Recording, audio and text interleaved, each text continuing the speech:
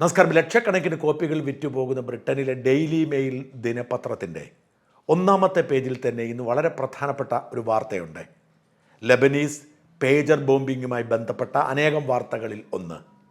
ആ വാർത്തയുടെ തലക്കെട്ട് ഇങ്ങനെയാണ്: Norwegian tech guru who accidentally helped Israel get their hands on pages used to bomb Lebanon went missing on day of the explosions and hasn't been heard from since. അതായത് Israel ലെബനനിൽ ഉപയോഗിച്ച പേജറുമായി യാദൃച്ഛികമായി ബന്ധമുണ്ടായ Norwegian tech ഗുരുവിനെ കാണാനില്ല. അദ്ദേഹത്തെ police തപ്പുന്നു എന്നതാണ്. ആ വാർത്ത വായിച്ചു പോയപ്പോൾ ഞെട്ടലോടെ ഒരു സത്യം തിരിച്ചറിഞ്ഞു. ആ ടെക് ഗുരു ഒരു മലയാളിയാണ് എന്ന സത്യം. റിൻസൺ ജോസ് എന്ന 39-കാരനാണ് ഈ ടെക് ഗുരു. ആദ്യമേ പറയട്ടെ, മൊസാദുമായോ ഇസ്രയേലുമായോ എന്തെങ്കിലും ബന്ധം റിൻസൺ ജോസിനുണ്ട് എന്ന് ഒരു അന്വേഷണ ഏജൻസിയും കണ്ടെത്തിയിട്ടില്ല.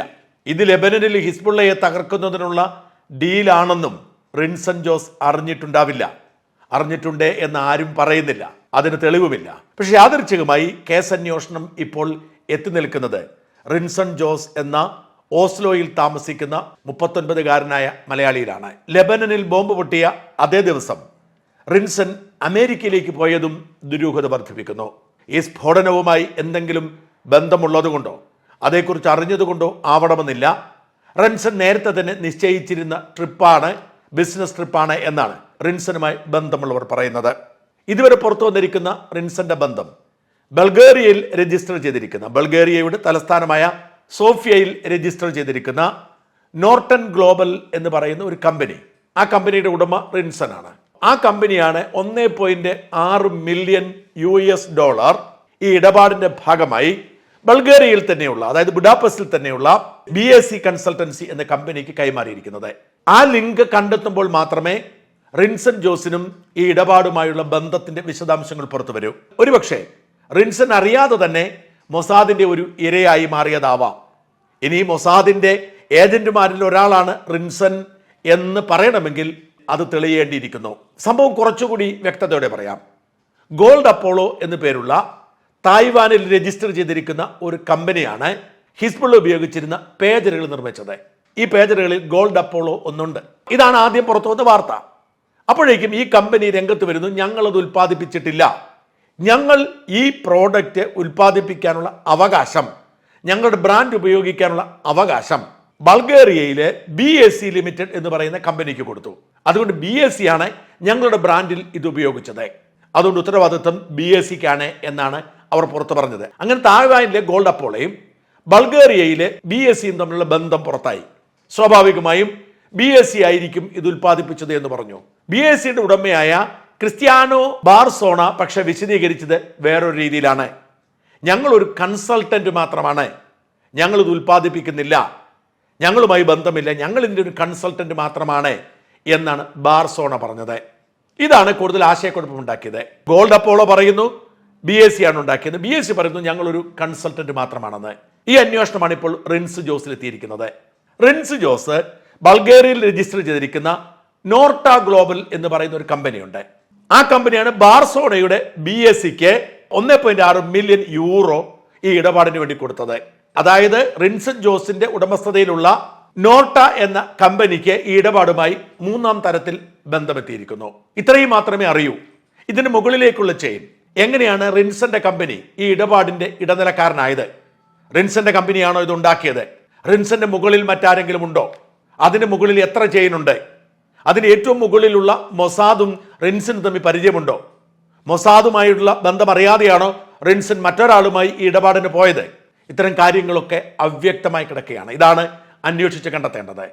ഇനി മനസ്സിലാക്കേണ്ടത് റിൻസന്റെ നോർട്ട ഗ്ലോബൽ എന്ന് പറയുന്ന കമ്പനി ഒരു കടലാസ് കമ്പനിയാണ് എന്നതാണ്.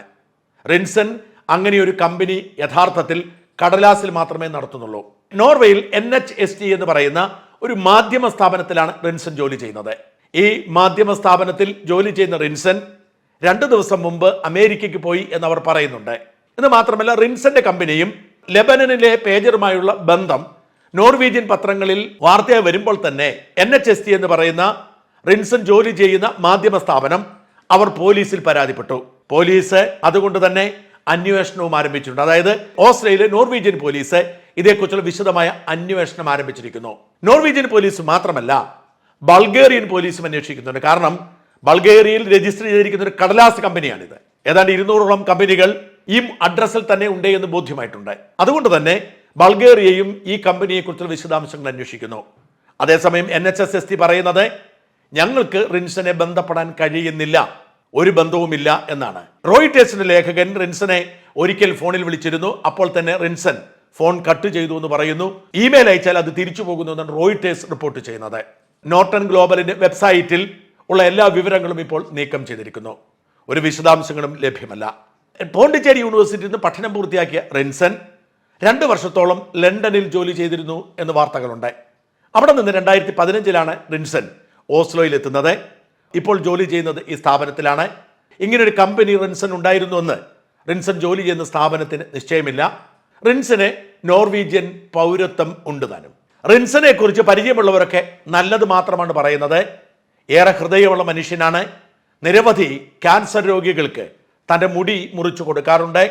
എല്ലാവരോടും കരുണയും സ്നേഹവുമുള്ള ഒരു മനുഷ്യനാണ്. ഇങ്ങനെയൊരു ഇടപാടിന് പോവാൻ സാധ്യതയില്ല എന്നാണ് പലരും പറയുന്നത്. അതുകൊണ്ട് തന്നെ ഇനി ഇവിടെ കണ്ടെത്തേണ്ട ഒരുപാട് കാര്യങ്ങൾ. റിൻസൺ അറിഞ്ഞുകൊണ്ട് തന്നെയാണോ ഈ ഇടപാടിന് പോയത്, അതോ ഒരു കടലാസ് കമ്പനി ഉണ്ടാക്കാൻ അവസരമുണ്ടായപ്പോൾ അതിന് നിന്നു കൊടുത്തതാണോ? ഇസ്രായേൽ ഉടമസ്ഥാവകാശത്തിലുള്ള ഒരു വെബ്സൈറ്റ് ഉണ്ട്, ഫൗണ്ടേഴ്സ് നേഷൻ എന്ന് പറയുന്ന ഒരു വെബ്സൈറ്റ്. ഇസ്രായേലി സ്റ്റാർട്ടപ്പുകൾ തുടങ്ങുന്നതുമായി ബന്ധപ്പെട്ട പോസ്റ്റുകളും വാർത്തകളും വ്യക്തികളുമാണ് അതിലുള്ളത്. ഇത് മാംറാം അസോസിയേറ്റ്സ് എന്ന് പറയുന്ന ഒരു സ്ഥാപനമാണ് ഈ വെബ്സൈറ്റിന്റെ ഉടമസ്ഥർ. ഈ മാംറാം അസോസിയേറ്റ്സിന്റെ നടത്തിപ്പുകാരൻ ഇസ്രായേൽ സേനയുടെ സൈബർ വിങ്ങിൽ നേരത്തെ വർക്ക് ചെയ്ത ആളാണ്. ഇസ്രായേലിലെ സ്റ്റാർട്ടപ്പുകളെ പ്രോത്സാഹിപ്പിക്കാനുള്ളതാണ് ഈ വെബ്സൈറ്റ്. ഈ വെബ്സൈറ്റിൽ ആർക്കെങ്കിലും സ്റ്റാർട്ടപ്പ് ചെയ്യാൻ താല്പര്യമുണ്ടെങ്കിൽ ഇൻവെസ്റ്റേഴ്സിനെ കിട്ടും എന്നൊക്കെ പറഞ്ഞ് റിൻസൺ പരസ്യം കൊടുത്തതിന്റെ വിശദാംശങ്ങളും ലഭ്യമാണ്. അതുകൊണ്ട് തന്നെ ഇസ്രായേൽ ബന്ധം അന്വേഷണ സംഘം സംശയിക്കുന്നുണ്ട്. ഇവിടെ നോർവേയും ബൾഗേറിയയും റിൻസനെ കണ്ടെത്താൻ ശ്രമിക്കുന്നു. കാരണം റിൻസന് ഏത് തരത്തിൽ ബന്ധമുണ്ട് എന്നറിയേണ്ടതുണ്ട്. റിൻസന്റെ കമ്പനിയുടെ മുകളിലേക്ക് എത്ര ചെയിൻ ഉണ്ട് എന്നത് കണ്ടെത്തേണ്ടതുണ്ട്. റിൻസൺ അറിഞ്ഞുകൊണ്ട് തന്നെയാണോ ഈ ഇടപാടിന് പോയത്? ആരാണ് ഈ ഉൽപാദനം നടത്തിയത്? ഗോൾഡ് അപ്പോളോ പറയുന്നത് അവരല്ല ഇത് നിർമ്മിച്ചത് എന്നാണ്. അപ്പോൾ ആരാണ് ഇത് നിർമ്മിച്ചത്? ആ നിർമ്മിച്ച കമ്പനി ആരുടേതാണ്? റിൻസന്റെ മുകളിലുള്ള കമ്പനിയാണോ, അതിനു മുകളിലുള്ള കമ്പനിയാണോ, അതോ മൊസാദ് തന്നെ നേരിട്ട് ചെയ്തത്? ഇത്തരം ചോദ്യങ്ങൾക്ക് ഉത്തരം കിട്ടണമെങ്കിൽ റിൻസിന് മുകളിലേക്കുള്ള ചെയിൻ കണ്ടെത്തേണ്ടതുണ്ട്. അതിനുള്ള ശ്രമമാണ് നോർവേയും ബൾഗേറിയയും ചെയ്യുന്നത്. എന്നാൽ റിൻസനെ ആർക്കും ലഭിക്കുന്നില്ല. റിൻസൺ അമേരിക്കയിൽ സുരക്ഷിതനായി എത്തിയിരിക്കുന്നു എന്നാണ് റിപ്പോർട്ട്. എന്തായാലും വളരെ കൗതുകമുണർത്തുന്ന ഒരു കാര്യമാണ്. അറിഞ്ഞോ അറിയാതെയോ, ഡെയിലി മെയിലൊക്കെ പറയുന്നത് അറിയാതെ എന്നാണ്. അറിഞ്ഞോ അറിയാതെയോ ഹിസ്ബുള്ള എന്ന് പറയുന്ന തീവ്രവാദ സംഘടനയുടെ അടിവേര് മാന്താൻ റിൻസൺ ജോസ് എന്ന മലയാളി കാരണക്കാരനായിരിക്കുന്നു.